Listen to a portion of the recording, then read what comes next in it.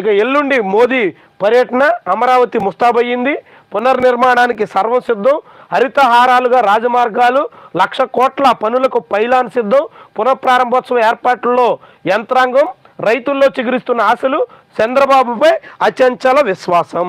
అమరావతి రైతులు భూములు ఇచ్చినటువంటి 29,000 ఎకరాల భూములు ఇచ్చినటువంటి అనేక రకాల అనుమానాలతో ఉన్నారు. అదనంగా ఇప్పుడు ల్యాండ్ పూలింగ్కి దిగడంతో చాలా సందేహాలతో ఉన్నారు.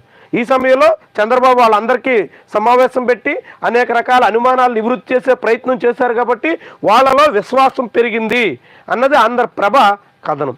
అయితే ఈ అమరావతికి వేసినటువంటి ఇన్విటేషన్ ఆంధ్రప్రభ పత్రిక ప్రచురించింది. అందులో డిప్యూటీ సీఎం పవన్ కళ్యాణ్కి ప్రాధాన్యత కనిపించలేదు.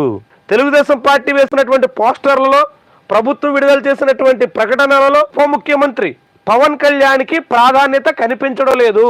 ఆహ్వాన పత్రంలో కూడా కేవలం నరేంద్ర మోదీ, చంద్రబాబు నాయుడు ఇద్దరు పేర్లు మాత్రమే ఉన్నాయి.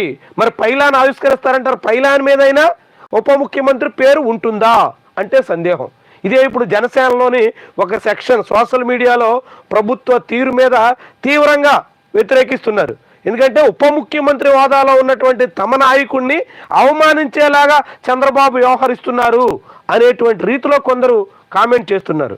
ప్రధానమంత్రి పర్యటనకు వస్తే ముఖ్యమంత్రి తర్వాత ఉప ముఖ్యమంత్రి ప్రోటోకాల్ ప్రకారం ఉండగా ఇది అక్కడ భిన్నంగా సాగుతోంది అన్నది చాలా మంది మాట. జనసేన కార్యకర్తలు అనేక మంది సోషల్ మీడియాలో మాట. కానీ వాస్తవానికి ప్రోటోకాల్ ప్రకారంగా, నిబంధనల ప్రకారంగా చూస్తే పవన్ కళ్యాణ్కి ప్రత్యేక ప్రోటోకాల్ ఉండదు. ఆయన కేవలం ఉప ముఖ్యమంత్రి అని రాజకీయంగా ప్రకటించుకోవడానికి, ఇతర కార్యక్రమాల్లో ఉపయోగించుకోవడానికే తప్ప అధికారికంగా ఆయన ఒక మంత్రి మాత్రమే. చంద్రబాబు క్యాబినెట్లో మిగిలిన 24 మంత్రులతో పాటుగా పవన్ కళ్యాణ్ ఒక మంత్రి మాత్రమే. అందుకే ఆయన ప్రమాణ స్వీకారం చేసినప్పుడు కేవలం మంత్రిగా మాత్రమే ప్రమాణ స్వీకారం చేశారు. ఆయన మంత్రిగా ప్రమాణ స్వీకారం చేసిన తర్వాత ముఖ్యమంత్రి ఆయనకి కొన్ని పోర్ట్ఫోలియోస్ కట్టబెట్టారు. అంతే తప్ప ఉప ముఖ్యమంత్రికి రాజ్యాంగం ప్రకారంగా, ప్రోటోకాల్ ప్రకారంగా, నిబంధనలు అనుసరించి ఎటువంటి ప్రత్యేక ప్రాధాన్యత ఉండదు. అందుకే ఇప్పుడు మోదీ, చంద్రబాబు ఇద్దరు, ప్రధానమంత్రి, ముఖ్యమంత్రి ఇద్దరికి మాత్రమే ఆహ్వాన పత్రం మీద ప్రధానంగా కనిపించారు. అదే సమయంలో రేపు పైలాన్ మీద కూడా అలా ఉన్నా ఆశ్చర్యపడాల్సిన పని లేదు. దీన్ని పవన్ కళ్యాణ్ అవమానించినట్టుగా జనసేన కార్యకర్తలు కొందరు భావించి సోషల్ మీడియాలో తెలుగుదేశాన్ని, చంద్రబాబు నాయుడిని ఎంత విమర్శించినా ఏమీ పెద్ద ప్రయోజనం అయితే ఉండకపోవచ్చు. ఎందుకంటే నిబంధనలు అట్లున్నాయి.